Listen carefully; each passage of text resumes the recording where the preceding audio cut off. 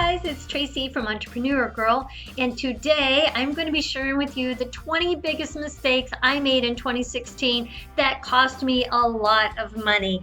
And I'm hoping by making this video, it will save you from making the same mistakes in 2017.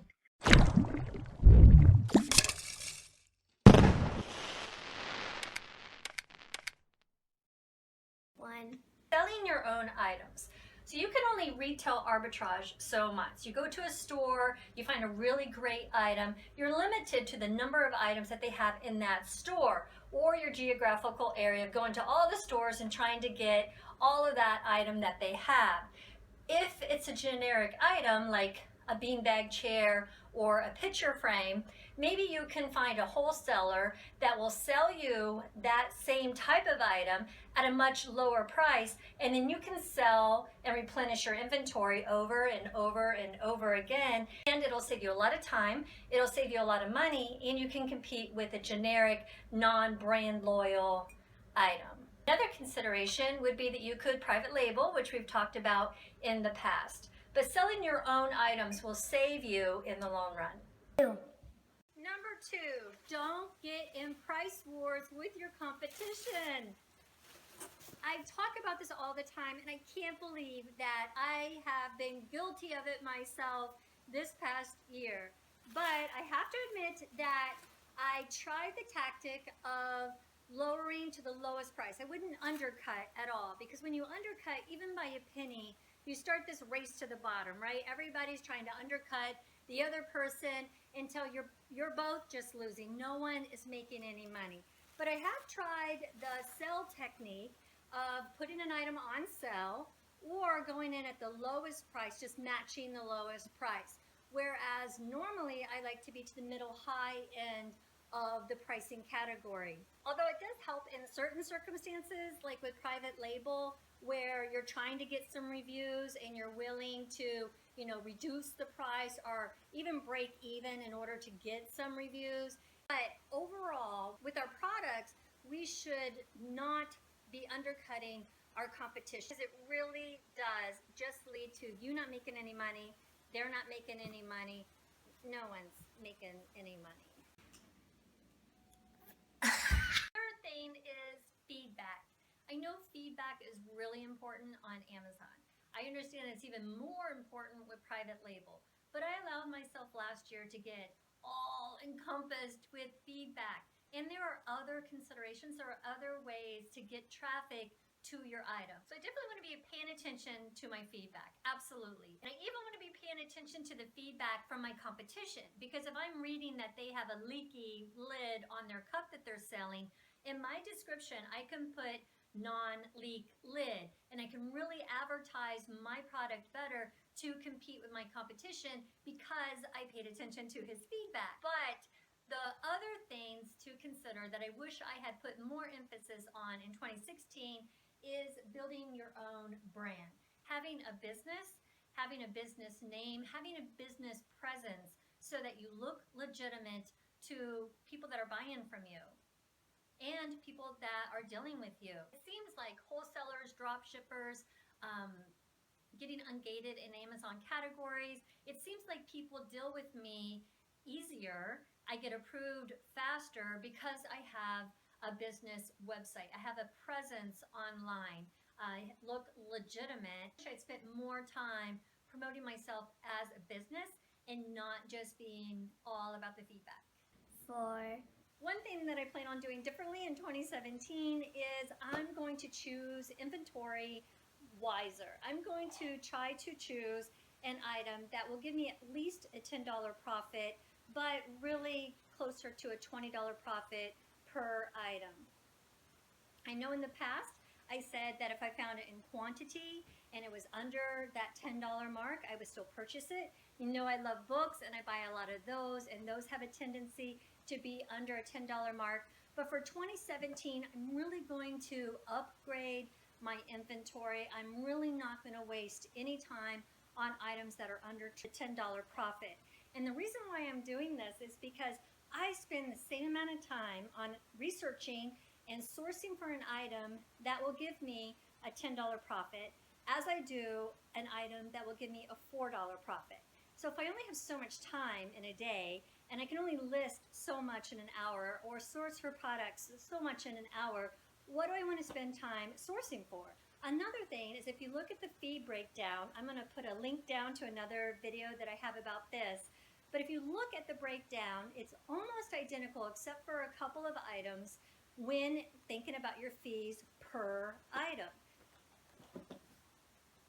Next year, I'm going to be a lot smarter with my inventory. 5. Reviews are important to your Amazon account, obviously, and there is a way to try to build up more reviews. So if your seller account doesn't have, if you as a seller don't have many reviews, if the product that you're trying to sell doesn't have many reviews, you can really try to beef this up. And I just kind of let it grow organically the way it would naturally, but I wish I had spent more time trying to initiate feedback and reviews from my customers. Amazon allows you to contact the customers. So after a sale, you can contact them and ask them to leave a review. In the past, when I've contacted customers, I have put in there, I just want to make sure that I just want to make sure that you received your item, that you're really happy with it. And oh, by the way, if you are, please go to this link. I provide the link, so everything is really easy for them to just click and leave a positive review for me. People are much more likely to leave a review for you if you ask them. Another thing is keep track of your receipts. When you're sourcing products and buying products from places like garage sales or Facebook groups or Craigslist, any place that a receipt isn't readily just handed to you, but you need to keep track of it for bookkeeping purposes and also just for your own record keeping. The solution that I kind of worked into is keeping a zippered old bank bag with pieces of paper and a pen inside, and I keep it right here in my center console of my vehicle, and that way when I'm out and about doing those things, I don't forget, which is what I was doing at the beginning of the years. I was forgetting, or I think I would remember, or I would jot it in my phone under notes, and then I would forget to transfer it over later.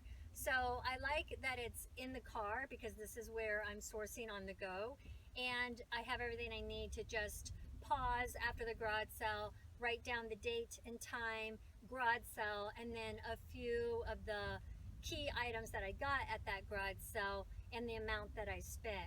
And I find that that only really just takes a second and is fresh in your mind because you're just getting in your car. And then when it does come time for you to enter them in weekly with your GoDaddy account, or if you're using Inventory Lab, and you can just at the end of your sourcing day take the bag in, transfer everything that's in it, and then bring the bag back. So I found that that really helped as far as keeping track of my receipts. Another trick would be just to go to Walmart or Staples or Target or someplace like that and buy one of those books that are receipt books that businesses use to write, handwrite receipts and hand it to a customer. You could do the same thing because it's all in a book, and so it's all in one place, and just flip the page and go ahead and name, date, and itemize what you spent it on. 7. When I'm at a store, I try really hard not to just get distracted by the rank. This past year I got really stuck on rank because I wanted fast selling items, when I also need to realize that there's more to the big picture than just the rank, like the competition and the reviews. If something's getting a lot of good reviews, it's a good product and I shouldn't pass it by. 8. Another thing that I did was I didn't test my items all the time. Sometimes I would just assume that they were okay and they weren't, and other times I would just kind of get a little bit relaxed in my descriptions, and I want to describe things accurately. I want them to feel like they got the product that they ordered and not something else, so that way they don't leave negative feedback. So I'm going to try harder to do that this year. Another thing that I've been reflecting on is cutting my losses sooner. taken more advantage of the promotions given by Amazon to get rid of products without incurring any fees. Losers that aren't selling, that aren't moving, that aren't making me a profit, I kind of held on to them. They talk about this all the time in the stock market, but just cutting your losses, because we hold on to things thinking that it's going to turn around and suddenly we're going to sell them. And we just hang on to them too long. They don't sell. We incur long-term storage fees, and it's just better to admit that you have a dead product, you made a mistake, it wasn't what you thought, and to move on and just to learn from it. Take advantage of those promotions from Amazon to have those products destroyed or sent back to you, and that way your capital will be freed up so that you can source better products, faster moving products, and you can make more money. 10. Thing is not considering the reviews good enough. If I had really looked at the reviews before I purchased a product to make sure that they were good, to make sure that a person would be satisfied with them once they got the product, instead of just looking at rank only. Reviews are pretty important because it tells you, even if a product looks good and you sell a lot of it, if you're getting a lot of bad reviews, then people aren't happy with it and it's just not a good product. And that leads to negative feedback. 11. Next thing is removing negative feedback. Most people think that there's nothing they can do about negative feedback on your Amazon account, and that is not true. Any product reviews on your seller account, negative, can be removed according to Amazon laws. All you need to do is open up a Seller Central case and it will be removed for you. Anything that's Amazon's fault, like late shipping or anything like that, can also be removed. Don't sit around and wait. Negative reviews, negative feedback can really hurt your account. Go ahead and address immediately and get that negative feedback removed from your seller account. One of the main things that I was a little disappointed with last year was my inability sometimes to just get started. Now granted, I know I had a really bad year with my father passing away because we procrastinate doing the thing that we know we need to do. So if you're like me and you're out there and you have this big project looming, or you haven't started Amazon yet, it's just to get started. Just do it and worry about all the details as you meet them, but just get started. Don't procrastinate. Don't allow fear to stop you from doing anything that you want to do. 13. And I have been reevaluating my last year. I've noticed that sometimes I get a little too big for my britches. Sometimes I try to grow a little bit too fast. So this year I want to be mindful of having more organic growth and not trying to eat the whole elephant in 1 week. To have more realistic expectations at how slow it does take to grow a business. You hear the stories about people, the first week they're doing it, they're making a lot of money. But I find that most of us have to build our business in a slow and organic way, which is probably better because you're learning as you go. You're learning each step as it comes. Go slow, get situated, learn the basics, get a little bit bigger, and then you can worry about all the business aspects. So many people contact me and they don't even get started selling because they're worried about trademarks and LLCs and insurance and taxes, and they're just so overwhelmed by the business aspects of it that they don't even start to even see if they know that they like this job. So my advice to you would be to be okay with taking a slower pace, bringing it back to basics. You can add the business aspects and then you can focus on scaling up. 14. Another thing you want to do is continue your education. To make a point to not only do the Facebook groups, like the Amazon 360 group that we have, not only reading the books like I'm good at, I read about a book a week at least, but I want to take courses myself. I want to continue the education myself so that I continue to grow and then I can be a better teacher. Keeping an eye on your numbers. And what I mean by this is really looking at the net profit that you're making per product, really analyzing the net profit that you're making on a weekly basis and a monthly basis and a yearly basis. So many times that we get busy with the process, with the sourcing and the listing and the shipping in, that we forget to really analyze the numbers. And the numbers is the number one important thing, because we don't want to work for free. You know, we want to build a big, successful business. And so we really need to be mindful of the cost of goods, how much we're making, how much we're spending. You got to be careful with the apps and the services out there, because everybody's offering something and they can nickel and dime you. You want to be very selective on things that really help you. I personally like Inventory Lab and I like Tax Jar. How you do it, you need to keep an eye on your numbers. 16. Another mistake is not sending out items quickly, especially if you are merchant fulfilled. Late shipping leads to negative feedback, which leads to getting your account suspended. Even with FBA, I've been so guilty of it this last year as I get distracted with other things that I want to do for my business, and I don't send in the number of boxes that I need to send in. By the time I send in my items, sometimes the prices that I had seen on my scanning app have changed. It really impacts my monthly income because I have to be feeding the beast, right? I have to be sending in those boxes. I don't send them in on a regular basis. If I don't send in enough, then I'm not making the monthly income that I want to make. So that is something I definitely want to be more consistent with in 2017. 17. Another thing that I kind of got away from last year was filling my calendar with after holiday and after season objectives. An example of that would be after Christmas shopping, like right now when it's the week after Christmas.